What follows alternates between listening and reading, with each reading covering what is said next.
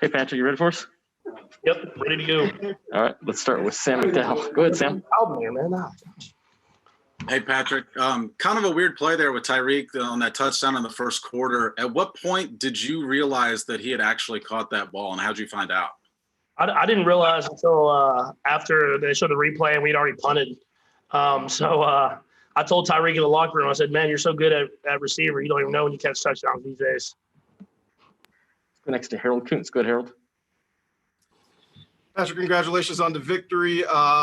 Nice shirt, by the way. When it comes to Travis Kelce, his fifth year with over 1,000 yards receiving. You've obviously been there for 4 of those. Just talk to being a great teammate that he is, and then just how reliable he is on the field, how you've been able to just go to him with another 100-yard receiving day today. Yeah, I think you said it with a great teammate. I mean, he really doesn't care how you win the football game. He just wants to win. He's going to compete every single play. He's going to block. He's going to catch. He's going to run after the catch. He's going to do whatever it takes. And so when you have guys like that are that talented and they don't care about who gets the success, then you have the guys that really can go out there, execute, and win football games with. Go next to Pete Sweeney. Go ahead, Pete. Hey, Patrick, congratulations on the win. I want to talk to you about the touchdown play to Kelce. It was a free play, and I was wondering if that changed and maybe made you take, I wouldn't say a chance, but, made you step up and throw it a little bit maybe further than you would have. And then why has that become such a knack for you, enabling yourself to get these free plays? Well, it didn't really change. It was I can't believe it might have been second or third down, whatever it was. But he I don't want to give away my reads, but he's one of my first reads, kind of an alert that kind of look at kind of how he releases out of that bunch. And obviously he got open, and I gave him a chance to make a play, and I was able to throw it just far enough. But for me, I try to use cadence as much as possible. I mean, quick cadence, hard counts, whatever it is, just to get an advantage in any single way. And the offensive line does a great job of sitting in there, really paying attention, and we work on it throughout the week. Let's go next to Nate Taylor. Go ahead, Nate. Hey, Pat, when you scramble outside and you throw a unconventional pass, just how much of an advantage do you think that gives your teammates who are still working for being open in the middle of the field? And how successful do you think that's been for you now year 3 compared to when you first started doing it, when you first started playing in the NFL? Yeah, it's something that the guys do a great job of working for me. I think that's a big thing. I mean, I can scramble and throw it however I want. If the guys aren't open, then the plays won't work. And so you see these guys that they continue to play the play out, and they play until the whistle is blown, and then they get back and do the same thing the next play. And so it helps out a lot that those guys do that, because there's some plays that I scramble for a long time and they don't get the ball. And so they have to make sure that they're playing every single play with the expectation that they're going to get the ball thrown their way, and they do that. Let's go next to Blair Kirkhoff. Go ahead, Blair. Hey, Patrick, could you speak to this team's ability and confidence to get the ball late with a small lead and keep the ball? It worked last week in Tampa, and today you got the field goal out of it. Yeah, I think we're just battle tested. I mean, we've played in a lot of tight football games, and we have to find ways to win. Obviously, we didn't play the way we wanted to as far as in the red zone of executing and scoring touchdowns instead of field goals.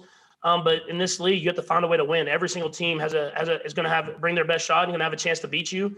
And as long as you come out to win in the end, it doesn't have to be pretty. And I thought the guys did a great job of battling today and finding a way. Let's go next to Adam Teicher. Go ahead, Adam. Hey, Patrick, you guys clinched the playoff spot today, and I know you have bigger goals than that, but just wondering whether that's something you're going to take a minute to appreciate, or you're just going to move on to Miami and start getting ready for that game. Yeah, I mean, it's obviously a big deal. You want to kind of your first step, you want to find a way to get in the playoffs. But like you said, we have bigger goals. We understand it's a step-by-step process. We have a great football team we're playing this next week that's playing really good football, and we're going to have to go down there and have a great battle with them. And so we're excited for the opportunity of taking it day by day and finding a way to keep winning football games. Let's go next to Matt McMullen. Go ahead, Matt. Hey, Patrick. So you guys got so close to the end zone there 4 different times, and Harrison got field goals each time. How good did it feel to finally get that touchdown to Travis late? Yeah, it felt good just because when you move the ball like that and you don't score touchdowns, that's how you keep games tight. And we got to do a better job of that. The last 2 weeks, we haven't found a way in the red zone to score touchdowns, and we've been good at that all year long. And so you want to make sure that you find a way, especially going into the late part of the season and into the playoffs, scoring when you get those opportunities, because that's what changes games. Got time for a couple more guys. We'll go Todd and then Vahe. Go ahead, Todd. Hey, Patrick, there was a report out there that there was some positive tests that came to light, I guess, overnight, and the game was maybe in somewhat of jeopardy. Did you hear anything about that? Were you aware of that? And does it let you kind of know how close these things can be to be happening or not happening just hours before a game? Yeah, I mean, I found out in the morning. I got my sleep in, and so they didn't wake me up or anything like that. But I mean, obviously, we're in difficult times right now. I mean, as far as the league and as far as the world, and you have to kind of take the challenge every single day of just waking up and expect the unexpected. And we understand where we're at, and we have to make sure that we accept that challenge every single day, battle through adversity, and whenever we get a chance to be on this football field, just appreciate it as much as possible and play to the best of our ability and try to win football games. We'll last to Vahe Gregorian. Goodbye. Hey, Patrick. You guys have had now, I guess, 4 straight games that have been down to 1 score. And I guess in some ways you could say that reveals that you guys, people can compete with you guys. But I think it must make you feel like you guys have a certain kind of fortitude or mettle. What's that doing for you guys to win these close games? Yeah, I think it builds up that confidence that you can win games different ways. I mean, if you look at how we've played the last few games, we've won in every single way possible, it seems like.